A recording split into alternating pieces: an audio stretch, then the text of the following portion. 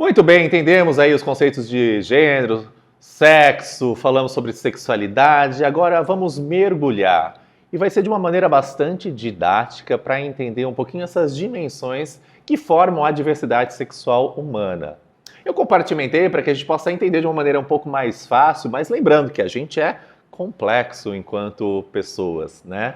Mas vamos lá que a gente vai tentar descomplicar essa conversa.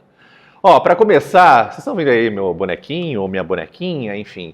Tá vendo ali, ó, eu tô falando sobre orientação sexual. E aí sai o quê? Uma flechinha do coração. Tá escrito ali, ó, orientação afetivo-sexual. E talvez seja uma dessas camadas da diversidade sexual, talvez a mais simples, a que a gente tenha um pouco mais de contato no nosso dia a dia. E aí, conforme você se interessa afetivamente ou sexualmente por alguém, você vai ter aí uma nomenclatura e uma identificação. Por exemplo, né? Se você é homem ou mulher e se interessa afetivamente ou sexualmente por uma pessoa do seu gênero oposto, você é heterossexual. Se você tem interesse por alguém do mesmo gênero que o seu, você é homossexual. E aí a gente está falando sobre gays e lésbicas. Ou então, se você tem interesse afetivo, sexual por pessoas de todos os gêneros, a gente está falando sobre pessoas bissexuais. Tranquilo até aí? Acho que deu, né? Agora vamos complicar um pouquinho mais? Na verdade não, vamos deixar um pouco mais complexo. Olha só, já entraram várias coisinhas, várias flechinhas, vários quadros. Vamos entender cada um deles. Olha, quando eu estou falando agora sobre identidade de gênero. Da onde sai a setinha? Ó, no cérebro do meu bonequinho, ou seja, né, é como eu me percebo, como eu me entendo em relação à minha identidade de gênero nessa sociedade. E aí, no quadro à direita, a gente tem lá a possibilidade de você ser uma pessoa transgênero ou uma pessoa cisgênero. Lembra que eu perguntei, né, como você se identificava no começo e tudo mais, né? Olha só, transgênero, cisgênero. Vamos ficar no início dessas duas palavrinhas, cis e trans. O que significa cis, você sabe? Esse termo significa do mesmo lado de, ou seja, cisgênero é do mesmo lado do gênero, de uma maneira bastante objetiva. Quer dizer que eu me identifico com o gênero que me foi dado, né, atribuído quando eu nasci a partir da minha genitália. Ou seja, eu, JP, me identifico quanto homem. Quando eu nasci, tiraram ali, viram o menininho, pipi, e falaram, é homem, é menino. No decorrer da vida, assim eu me identifico, ou seja, eu sou uma pessoa cisgênero.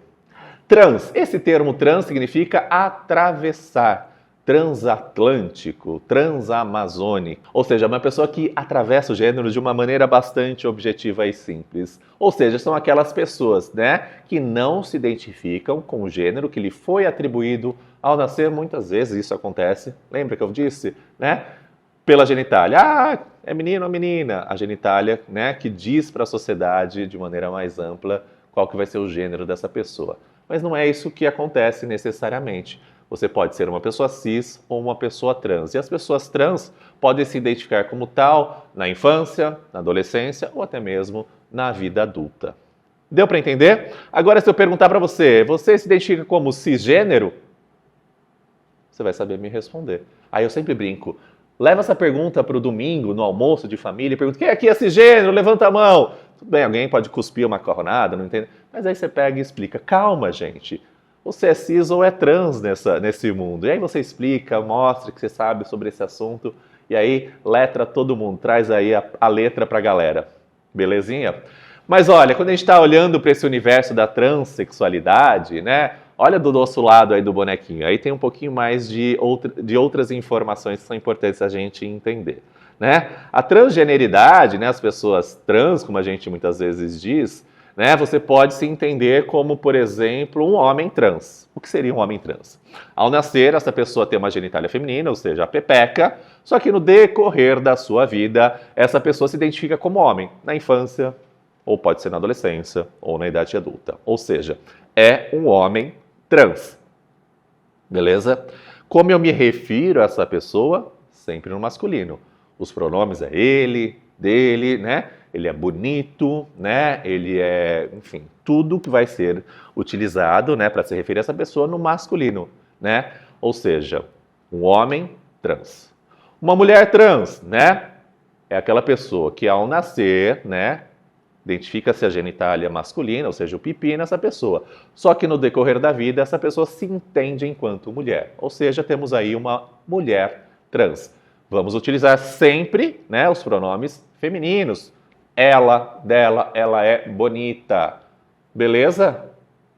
Tranquilo até aí? E o termo travesti? Hein? O que é? Tempo para você pensar um pouquinho sobre isso.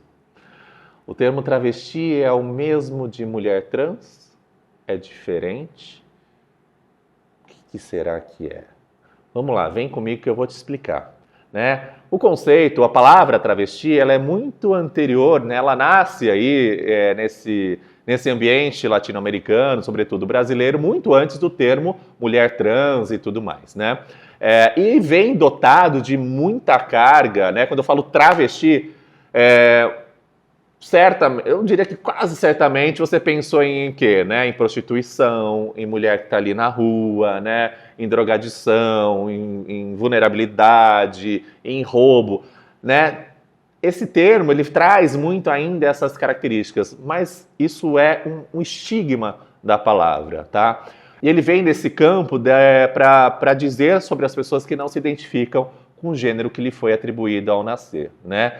Entretanto, né, não há uma diferença, de maneira bem didática, não há uma diferença entre mulheres trans e travestis, né? Muitas vezes as pessoas pensam, a mulher trans é aquela que fez a cirurgia, que se hormoniza, a travesti não, uma está na prostituição, outra não. Não tem nada disso, né? São termos que vieram historicamente, né, em momentos históricos diferentes, porém se referem às pessoas que se identificam como mulheres trans, tá? Ele tem uma simbologia muito mais política, inclusive, né? Tanto é que hoje em dia muitas mulheres se autodeclaram como travestis, até no intuito de ressignificação desse termo, como eu disse, muitas vezes traz essa carga de negativação dessa identidade, né? Que é uma questão da construção social, porém, essas pessoas elas podem ser quem elas são, onde elas quiserem estar, fazendo o que bem entenderem, tá? Então, é um termo histórico que a gente usa muito no Brasil, inclusive, na Latinoamérica, você não vê, né, um sinônimo, por exemplo, na língua inglesa. Então, a travesti é uma coisa muito nossa. E é sempre a travesti, tá, gente? Sempre usar o artigo no feminino. Deu para entender? Ou seja, não tem nada a ver com se hormonizar ou não, fez cirurgia ou não, e cirurgia de redesignação sexual, que é o termo correto a ser utilizado, tá? Não tem nada a ver com isso. Aliás, a transexualidade não tem nada a ver com tomar hormônio, fazer qualquer tipo de mudança no seu corpo, tá, gente? É como a pessoa se entende, isso é muito importante. Não é sobre como eu acho, como eu leio essa pessoa, não. É como ela se entende. Então, o mais respeitoso sempre é perguntar, como você prefere que eu te chame? Qual pronome você prefere que eu utilize? E utilizar conforme for mais aí respeitoso que você está realmente acolhendo aquela pessoa. Combinado? Pois bem, falamos de homem trans, falamos de mulheres trans, falamos do termo travesti e tem mais um que estava lá nas minhas perguntinhas do começo. O que é uma pessoa não binária? O que é a tal da binariedade? Quando a gente fala disso, quando a gente trata disso nesse universo da diversidade sexual, a gente está falando sobre ser homem ou ser mulher, binário, né? São esses dois polos e muitas vezes em opostos, né? Muitas vezes a gente, como eu disse, né, calcula o gênero da pessoa a partir da sua genitália, mesmo antes dessa pessoa nascer, e colocando sempre como existem apenas duas opções, ser homem ou ser mulher. Porém, a vida é muito mais complexa e muito mais bonita do que isso, né? Existem outras tantas possibilidades de você ser e existir no mundo. E as pessoas não binárias, né, são aquelas pessoas que não se identificam, né? Elas estão dentro desse universo trans, porque elas fogem dessa ideia binária, né, de ser homem ou ser mulher a partir da sua genitália, e elas trazem aí na sua identidade algo que pode se entender como ambos, né, tanto quanto homem quanto mulher, como fluir entre um e outro, ou até mesmo não se entender como nenhum esses dois aspectos da nossa sexualidade, da nossa identidade de gênero, né? E aí tem algumas nomenclaturas que você pode ter já escutado e as pessoas se autodeclaram tal qual, que faz parte desse guarda-chuva da não binariedade. Por exemplo, pessoas agênero, né? O A no sentido de negação, que não tem gênero. Pessoas bigênere, né? Ou seja, tem mais de um gênero. Ou até pessoas de gênero fluido. São nomenclaturas. Ah, JP, mas qual é a diferença? Eu não sei. Qual o pronome que eu utilizo? Pergunta. Pergunta. A gente nunca vai supor. A gente nunca vai achar, eu olhei ali tal pessoa, eu acho que é isso. Não. Você sempre pergunta, né? E aí, se a pessoa falar, eu prefiro o feminino, prefiro o masculino, tanto faz, prefiro um gênero neutro, você vai assim utilizar e aprender junto com a pessoa. E dessa forma, sim, respeitar. Porque respeito é ação e não é uma ideia que fica lá na gaveta escondida. Retomando, a gente já falou sobre orientação sexual. Homo, hétero, bissexual. Agora está numa outra camada da diversidade sexual, que é a identidade de gênero. Você pode ser trans ou cis. Sendo trans, nós temos homens trans, mulheres trans, travestis, pessoas não binárias. Beleza? Vamos trazer mais um elemento aí para a gente pensar sobre a nossa sexualidade. E aí eu estou falando num olhar mais sobre o sexo biológico, sobre genitália, né? E aí eu gosto de utilizar algo bastante aí raiz, digamos assim. Você pode ser macho, fêmea ou então uma pessoa intersexual. Olha a palavrinha, apareceu de novo. E quando eu uso macho e fêmea, porque daí eu fico bem na biologia, né? Pra gente não confundir assim. Falei, é maneira didática, tá, gente? Pra gente não confundir com gênero. Eu tô falando de sexo realmente, né? Eu tenho as características de ser macho, as características de ser fêmea, ou então ser uma pessoa intersexual. As pessoas intersexual, antigamente a gente usava a palavra hermafrodita, né? E hoje a gente sabe que a intersexualidade é muito mais ampla, né? O hermafroditismo é uma das possibilidades dentro da intersexualidade, que são aquelas pessoas que podem ter, por exemplo, uma genitália ambígua, que ela pode ter aí hormônios masculinos e femininos, e até mesmo a questão do cromossomo, né? Vamos voltar um pouquinho lá nas nossas aulas de biologia, quando a gente fala, o homem é XY, a menina é XX, lembra? Pois é, tem pessoas intersexuais que podem nascer, por exemplo, XXY, ou seja, né? São outras possibilidades humanas da gente ser e existir no mundo. Então, quando eu estou falando de intersexualidade, eu estou me referindo a essas pessoas que elas têm características, muitas vezes, de ambos os sexos. Deu para entender? Mas JP, isso nem existe. Pensou nisso? Nunca vi uma pessoa intersexual, nunca achei. Onde vivem, onde moram, do que se alimentam, né? Tipo, no Globo Repórter.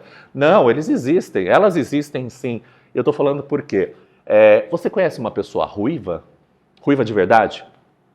Já viu, né? Conhece, talvez tenha no seu convívio, já viu na televisão. Pois é, o percentual de pessoas ruivas no planeta é muito parecido com o percentual de pessoas intersexuais no planeta. Ou seja, muitas vezes você deve até conhecer, mas às vezes não sabe que essa pessoa é intersexual, porque não é uma característica que está visível à pessoa. Beleza? Mais uma camadinha aqui para a gente ir aí caminhando, para a gente entender um pouquinho dessa complexidade da nossa diversidade.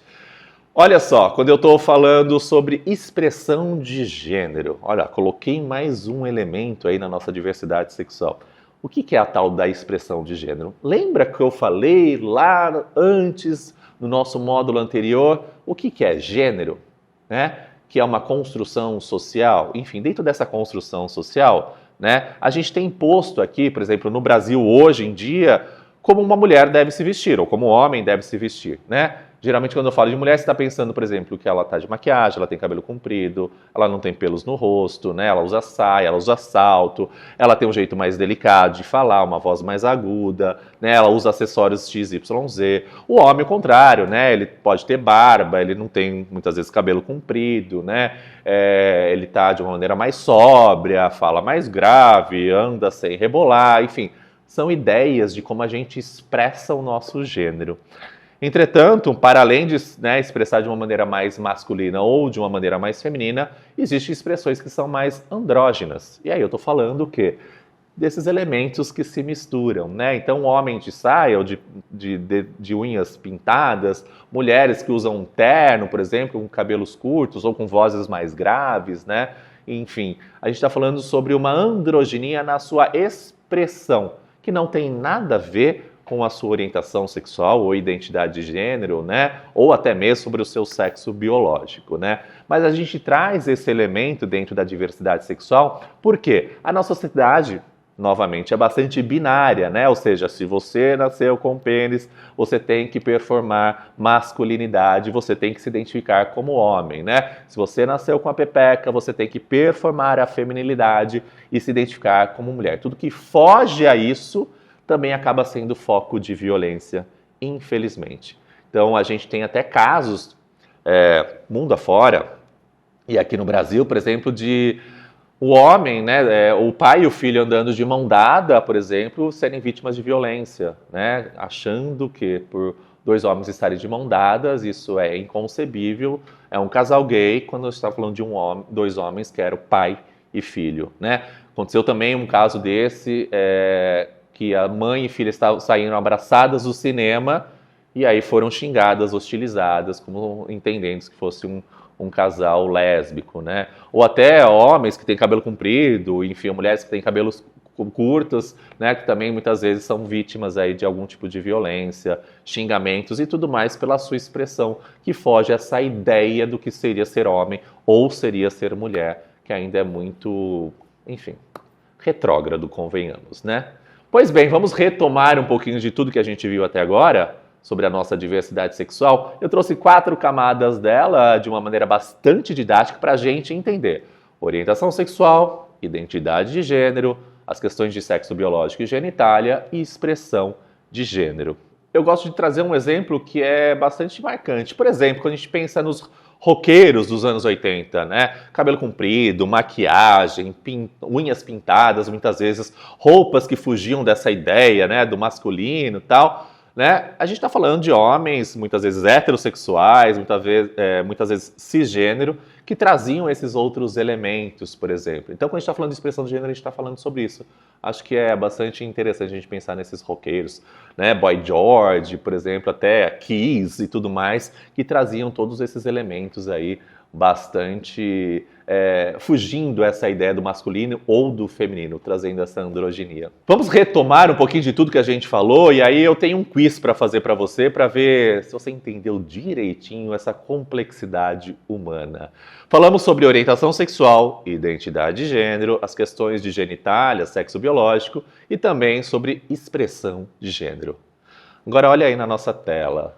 Esse nosso bonequinho, por exemplo, ao nascer, ele foi designado mulher. Ou seja, a minha pergunta para você é, qual a genitália desse nosso bonequinho? Uma pepeca, ok? Né? Se designado foi quanto mulher, né? A genitália é uma genitália feminina, fêmea, pepeca. Porém, no decorrer da vida dessa pessoa, ela se identifica como homem. Portanto, temos o que aqui? Temos um homem trans. Ou seja, nasceu com pepeca, identifica-se como homem, temos, portanto, um homem trans. Esse universo é o universo da identidade de gênero. Beleza? Vamos complicar um pouquinho? Vem comigo. Quando a gente está olhando para a questão da orientação sexual desse homem trans, ele pode ter atração por outros homens, sejam homens cis ou trans, homens. Ele pode ter atração por mulheres, sejam elas cis ou trans. Ou então, esse homem trans, ele pode ter atração por todos ou mais de um gênero. E aí, gente? Temos um homem trans que tem atração por outros homens. Qual é a orientação sexual dele? Sim, ele é homossexual. É um homem gay. Mas JP, aí da tela azul, o pessoal começa a chorar, né? Começa a descabelar. Quem tem cabelo, não é meu caso, mas enfim. A questão é, então o homem trans pode ser gay? Pode. Tá tudo certinho, tá tudo tranquilo, tá? Mas ele também pode ser heterossexual. Um homem trans que se interessa por mulheres, sejam elas cis ou trans, eu estou falando de homem e mulher, independente de genitália, porque a gente tem muitas vezes essa neurose de pensar na genitália, quando a gente não está pensando sobre, né, como a pessoa se identifica. Então, se eu tenho um homem que tem afetividade, que tem atração sexual por outra mulher, é um heterossexual. Ou seja, no universo LGBTQIAPN+, temos pessoas heterossexuais? Temos. pessoas trans podem ser heterossexuais e ainda continuam sendo parte da nossa sigla e da nossa comunidade. Se esse homem trans tem atração por todas as pessoas, ou seja, de todos os gêneros ou mais de um gênero, nós temos então uma pessoa que é bissexual ou pansexual. Ixi, lá vem o JP trazendo mais uma palavrinha. E a pergunta que eu faço para você, será que bissexual e pansexual é a mesma coisa? São diferentes? Te respondo no próximo módulo. Não sai daí.